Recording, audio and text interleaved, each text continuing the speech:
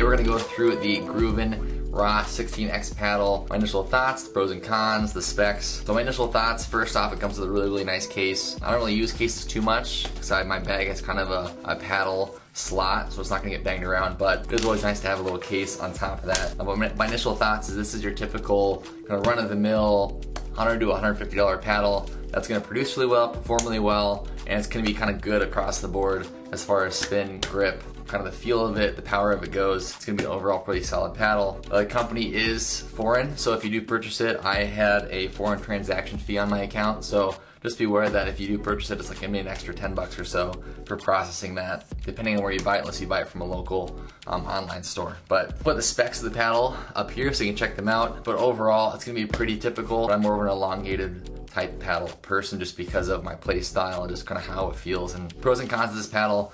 The pros of it are it's going to be good across the board. It's going to be exactly kind of what we're thinking for a spin, something with a carbon face. It's going to be pretty similar if you've played or saw my other review on the rhombus. And this one kind of felt pretty similar. The rhombus had a little bit different feel to it, just slightly. But one thing I didn't like about this is too much is just the grip on it. It's the stitched grip, which I know is more premium feel or premium look, but I just don't like the feel of it in my hands. It just doesn't fit. My fingers, I like the flat grips, just better for my hand. So this paddle is gonna run you probably 150 bucks or so, depending on where you get it online, 160 bucks, depending on if you have discount codes or not. They have a whole bunch of different versions of it, some different ones that are a little bit longer or shorter. They're gonna have a few different styles, but I think Gruvn's a pretty solid company.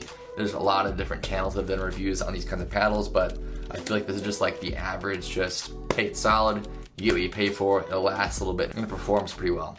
I think this is for an intermediate player who wants a paddle that they know is going to perform kind of in all areas. It's going to feel really good. It is 16 millimeters, so it'll feel a little more deep, a little more control when you're digging at the net.